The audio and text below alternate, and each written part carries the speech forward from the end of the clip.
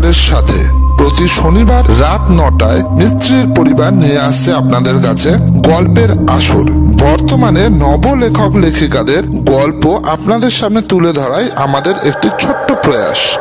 তাই প্রতি শনিবার রাত 9টায় প্রকাশিত গল্প শুনতে চ্যানেলটিকে সাবস্ক্রাইব করুন এবং বেল আইকনটি প্রেস করুন।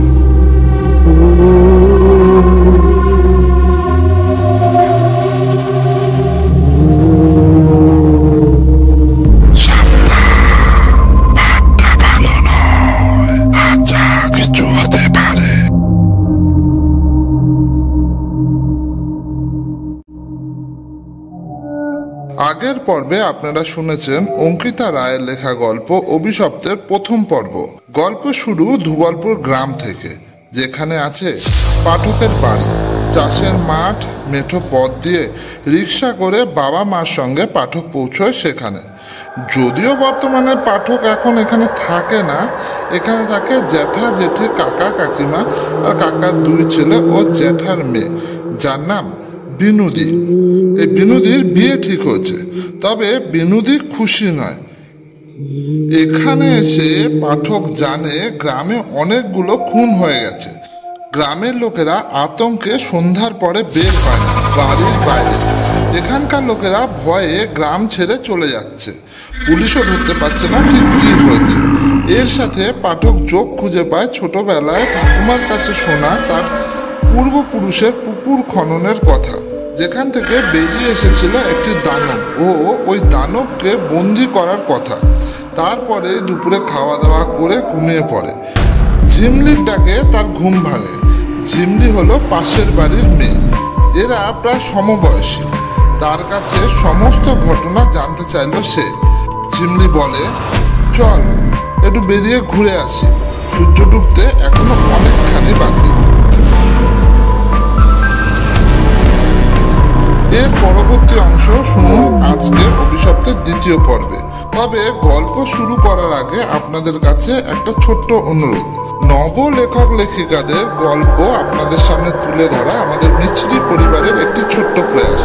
তাই তাদের উৎসাহ দিতে আপনারা লিখতে পারেন কেমন লাগছে আপনাদের, যাতে পরবর্তী সময় উৎসাহিত হয়ে তাদের কলম থেকে বেরিয়ে আসে আরও সুন্দর সুন্দর লেখা। আমরা পেতে পারি এই প্রজন্মের আরও কিছু ভালো লেখক। আর আমাদের মিছরি পরিবারের সাথে যুক্ত হতে চ্যানেলটিকে সাবস্ক্রাইব করুন। পরবর্তী গল্পের নোটিফিকেশন পেতে বেল আইকনটি ক্লিক করুন।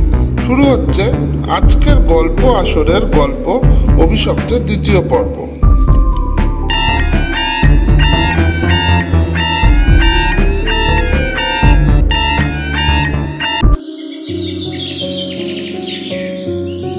বেরালাম ওর সাথে। ঘর ছেড়ে কিছুটা এগিয়ে বাঁধানো রাস্তা পেরিয়ে আবার মাঠের পথে এসে উঠলাম। কিছু ক্ষেত এখনো ফাঁকা, বেশ কিছু ক্ষেতে আলু টমেটোর চাষ করা হয়েছে। চারিদিক ঘুরে ফিরে দেখতে দেখতে একটা বউ কথা কও পাখির ডাক ভেসে এলো। কোথাও কোনো অস্বাভাবিকতা নেই, বেশ উপভোগ করছিলাম পরিবেশটা। এমন সময় ঝিমলি একটা গাছের কাছে এসে দাঁড়ালো। আয় এখানে একটু বসি। গাছের তলায় 2-3টে বড় মাপের পাথর মাটিতে গাঁথা ছিল। আমি সেগুলোর একটার ওপর চড়ে বসলাম। ঝিমলি এসে বসলো আমার পাশে। তারপর একটা দীর্ঘশ্বাস ফেলে বলল, বিনুদি খুশি হবে কি করে বল? ও তো এখন রঘুদাকেই ভালোবাসে।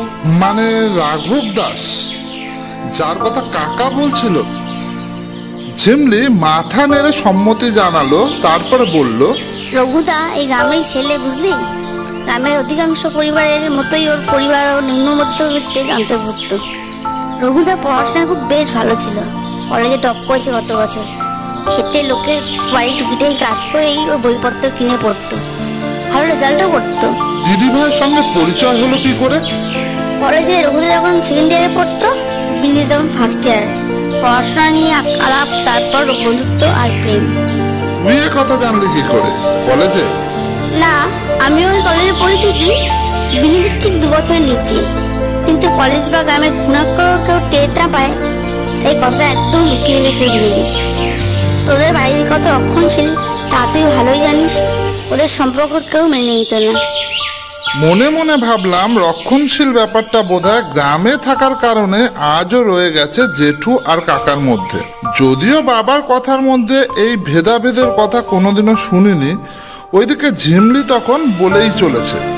আমাকে এই কিছুদিন আগেই বিনোদী বললো কথাটা, বললো ও রঘুদাকে ভালোবাসে।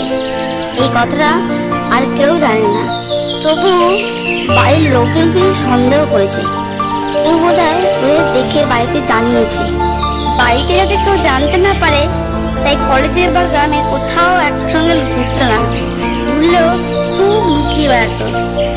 তখন অবশ্য দু একজনকে টিউশন পড়ানো শুরু করেছিল, কিন্তু কলেজ পাস করার পরে বিনোদীকে দেখার জন্য শুধু রঘুদা তো তাদের বাড়িতে 5-4 মাস কাটার কাজ শুরু করে। বাড়িতে জেনে যাওয়ার পর কি হলো? বিনোদী রঘুদার নাম জানেনি কিছুতেই। তখন তোদের বাড়ি থেকে পাত্র দেখাশোনা শুরু করে, পাত্র পছন্দ করেও ফেলে। তখনই বিনোদী এসে আমাকে কাঁদতে কাঁদতে বলেছিল এই কথাগুলো। রঘুদার নাম জানলে ওকে পিটিয়ে মেরে ফেলবে। ওর বাবার ভয়ে এই কথা কখনো জানাতে সাহস হয়নি, তাই ওরা সিদ্ধান্ত নিয়েছিল পালিয়ে বিয়ে করবে। 2 গ্রামের পরেই রঘুদার মাসির বাড়ি আছে, ওখানেই চলে যাবে ওরা। আমায় জিজ্ঞাসা করছিল সিদ্ধান্তটা ঠিক না ভুল। আমি বুঝে উঠতে পারছিলাম না, কিন্তু ওদের পালিয়ে যাওয়া ছাড়া আর কোনো উপায়ও মাথায় আসছিল না, তাই আমিও পালিয়ে যেতেই বলেছিলাম। তারপর কি হলো? ওরা পালাতে পারেনি। ঝিমলি মাথা নিচু করে সম্মতি জানালো, তারপর বলল, রাতে বিনোদী আর রঘুদা পুকুর পাড়ের ওই রাস্তাতেই পালাতে গিয়েছিল, কারণ ওই রাস্তা ধরে তেমন কেউ যাওয়া আসা করে না, তাই ভেবেছিল কেউ জানতেই পারবে না। কিন্তু বুঝতে পারেনি লোকজন ওদের পিছু নিয়েছিল। পুকুরটার কাছাকাছি পৌঁছে বুঝতে পারে বিনোদী, তখন রঘুদাকে লুকিয়ে পড়তে বলে। এত দূর বলেই ঝিমলি থামলো। একটা দীর্ঘশ্বাস বেরিয়ে এলো বুক চিরে। আমার মনটাও উদাস হয়ে গেল। জিজ্ঞাসা করলাম, ধরা পড়ে গেল? প্রশ্নটা করার পর মনে হলো ধরা পড়ে গেলে তো আর রক্ষে থাকতো না। ঝিমলি বলল, না না, রঘুদা বিনোদীর কথা শুনে পুকুরের মধ্যে ডুব দেয়। রঘুদা খুব ভালো ডুব সাঁতার জানতো। নিঃশব্দে পুকুরের মধ্যে লুকিয়েছিল। বিনোদী ঠিকই আন্দাজ করেছিল। ওরা বুঝতে পারে এভাবে পালিয়ে ওরা বেশি দূর যেতে পারবে না, ধরা পড়ে গেলে রঘুদার প্রাণে বাঁচবে না। তাই সেদিন ওরা বাড়ি ফিরে যায়। পরের দিন সবার অলক্ষ্যে পালাবে বলে, আর রঘুদা সবাই চলে গেলে বাড়ি ফিরে গিয়েছিল। আর সেদিন রাত্রেই রঘুদার বাবা মা খুন হয়। সে কি? সেই রাতেই দৈত্যটা প্রথম গ্রামে ঢুকেছিল? হ্যাঁ, রঘুদা আবার ফিরে আসার পর থেকে কেমন যেন বদলে গেছে। বিনোদীকে হারানোর ভয় হোক বা মা বাবার মৃত্যুর শোকেই হোক, কোনো কারণে সে কথা বলা কমিয়ে দিয়েছে। বিনোদী তার সাথে কথা বলতে গেলে তার থেকে মুখ ফিরিয়ে নেয়, ওকে ইগনোর করে। বিনোদীও ভেঙে পড়ে, রাজি হয়ে যায় বিয়ে করতে। সবটা শোনার পর আমি চুপ করে গিয়েছিলাম। ঝিমলি স্তব্ধ হলো।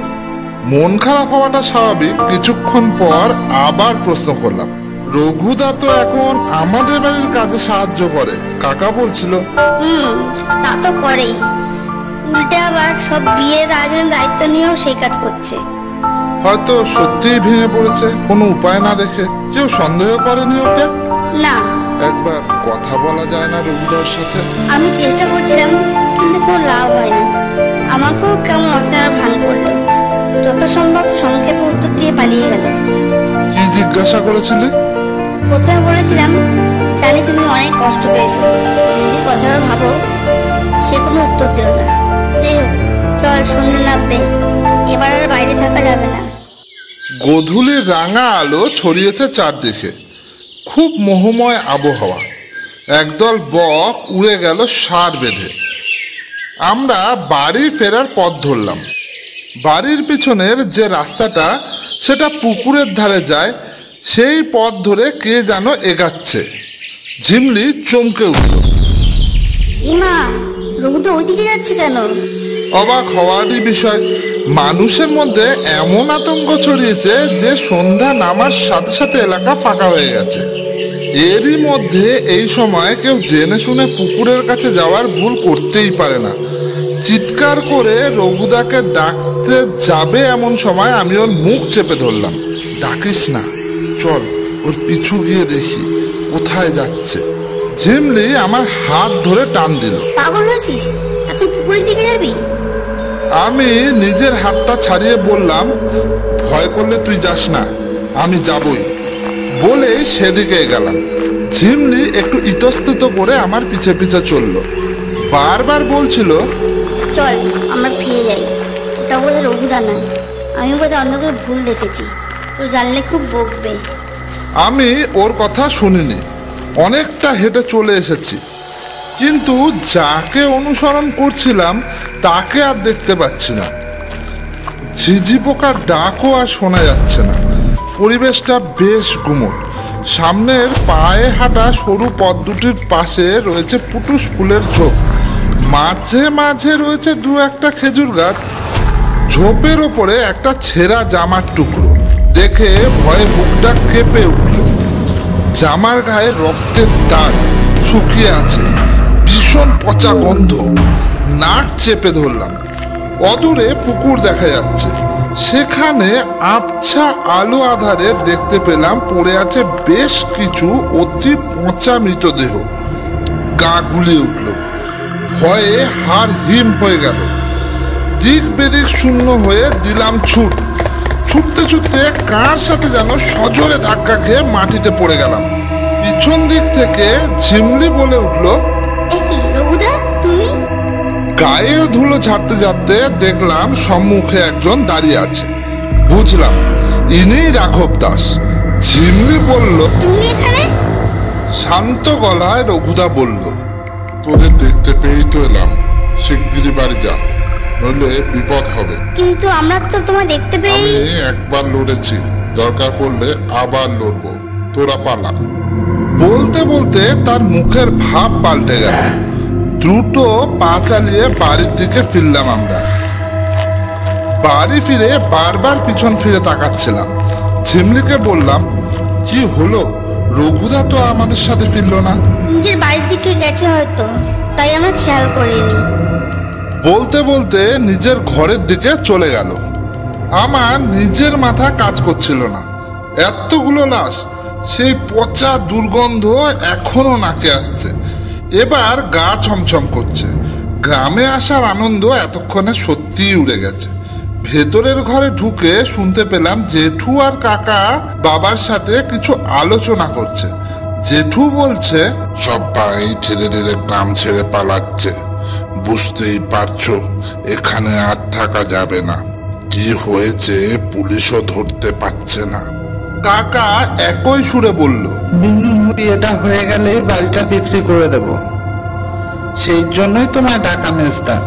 নইলে এই পরিস্থিতিতে তোমায় ডেকে বিপদে ফেলার কোনো ইচ্ছাই ছিল না।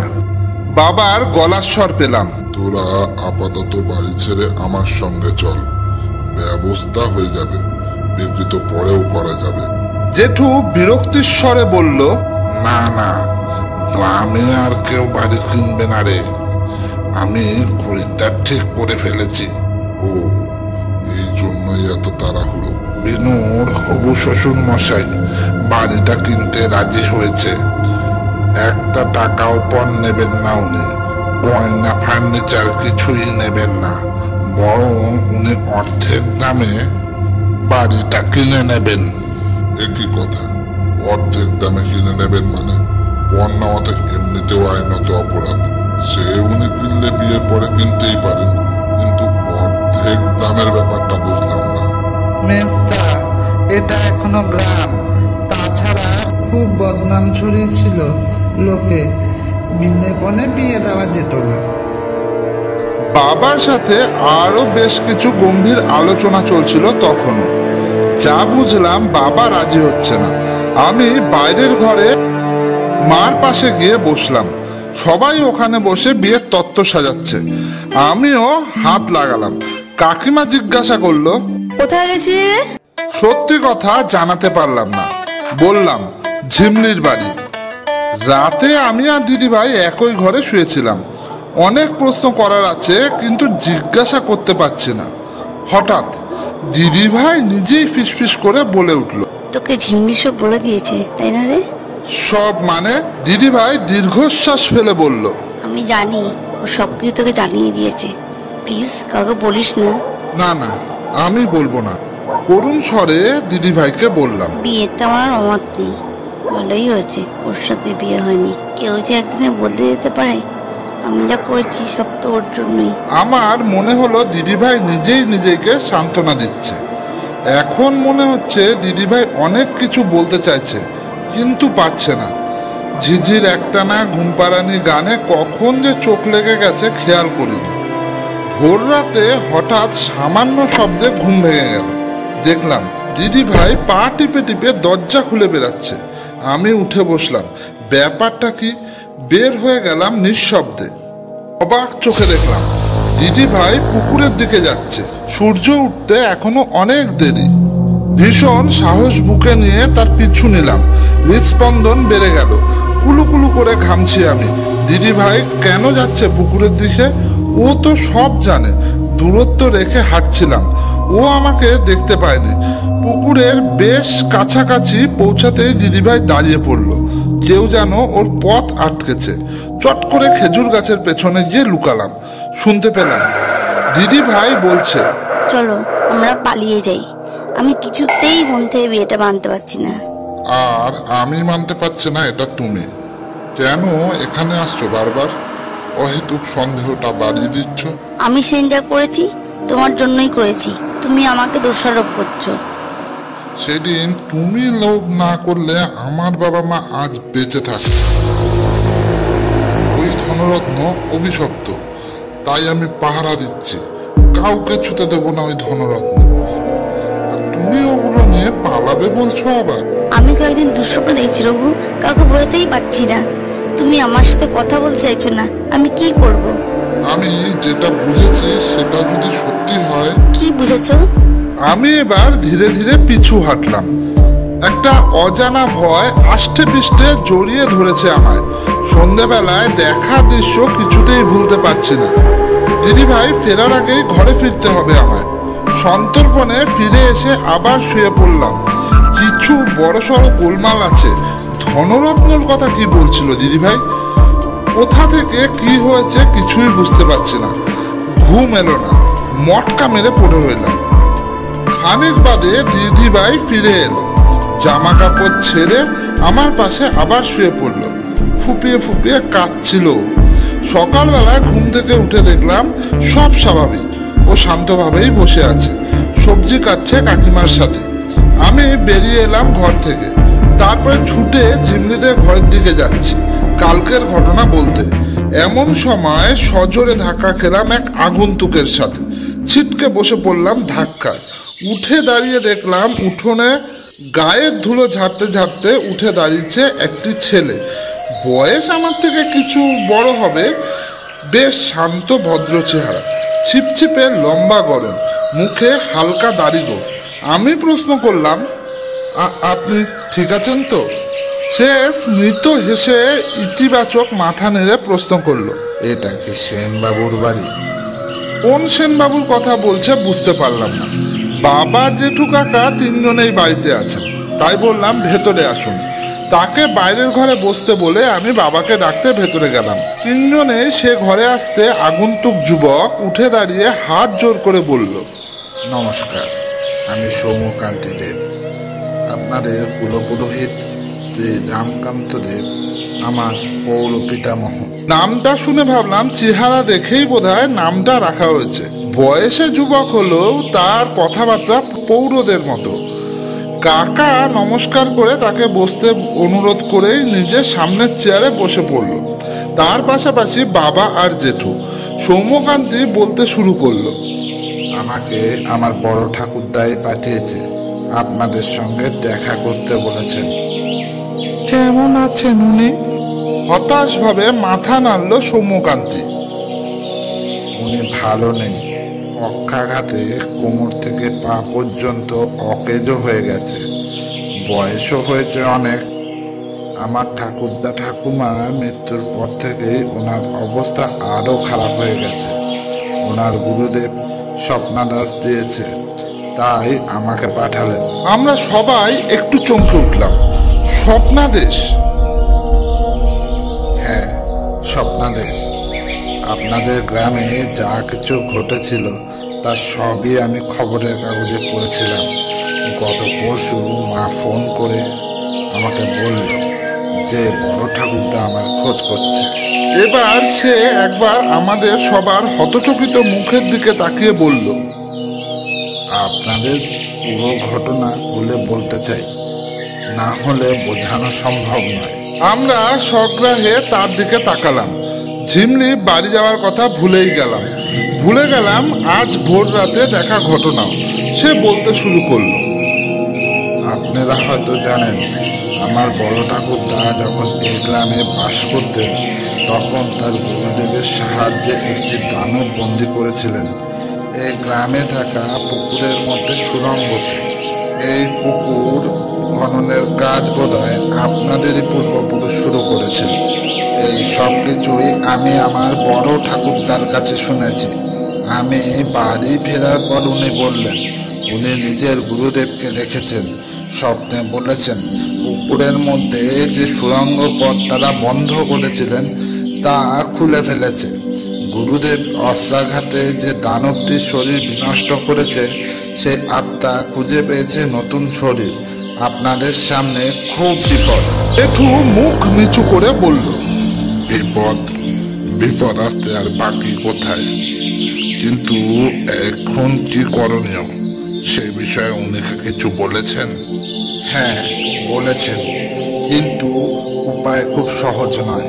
সুড়ঙ্গ থেকে বার করে আনতে হবে ওই ত্রিশূল, তাকে দিয়ে পুনরায় আঘাত করতে হবে ওই শরীরধারী আত্মাকে। সে কার শরীর ধারণ করেছে কি করে বোঝা যাবে? তার জন্য যজ্ঞ করতে হবে। চিন্তা করবেন না, আমি সব প্রস্তুতি নিয়ে এসেছি। যেমনটা বড় ঠাকুরদা বলেছেন সেই মতো। আপনারা শুধু আমার পুকুরের রাস্তা দেখিয়ে দেবেন। এটির বয়স কম হলেও কণ্ঠের ধীরতা সবাইকে আশ্বস্ত করে তুলেছে। কাকিমা এসে প্রবেশ করলো। কি হলো, তোমরা জলখাবার খাবে না? বলতে বলতে ঘরে ঢুকে সৌম্যকান্তিকে দেখে একটু থমকে দাঁড়ালো, তারপর বলল, এ মা, ঘরে অতিথি এসেছে আর তোমরা আমায় জানাওনি। দাঁড়াও, আমি একটু কিছু নিয়ে আসছি।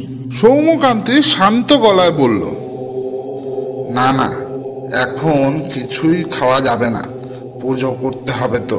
শুধু একটাই অনুরোধ আছে, পুজোয় বসার আগে আমায় স্নান করতে হবে। এই বাড়িতে স্নান করা যাবে না, একেবারে জল স্পর্শ করতেও মানা করেছে বড় ঠাকুরদা। তাই যদি অন্য কোথাও স্নানের ব্যবস্থা করে দেন। জেঠু সোজা হয়ে বসলেন। জলস্পর্শ করতে মানা করেছেন? হ্যাঁ বলে মুখ নিচু করে নিল। সৌম্যকান্তি আর কোনো উত্তর দিতে চাইল না।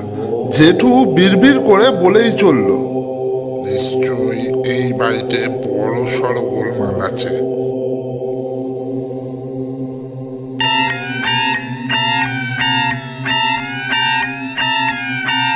আপনারা শুনছিলেন অঙ্কিতা রায়ের লেখা অভিশপ্তের দ্বিতীয় পর্ব। যদি এখনো গল্পের প্রথম পর্বটি না শুনে থাকেন তাহলে ভিডিওর ডেসক্রিপশনে লিংক দেওয়া আছে, গিয়ে প্রথম পর্বটি শুনে নিন। আবার দেখা হবে আগামী শনিবার অভিশপ্তের তৃতীয় পর্ব নিয়ে। ততক্ষণের জন্য ভালো থাকবেন, সুস্থ থাকবেন। ধন্যবাদ। শুভরাত্রি।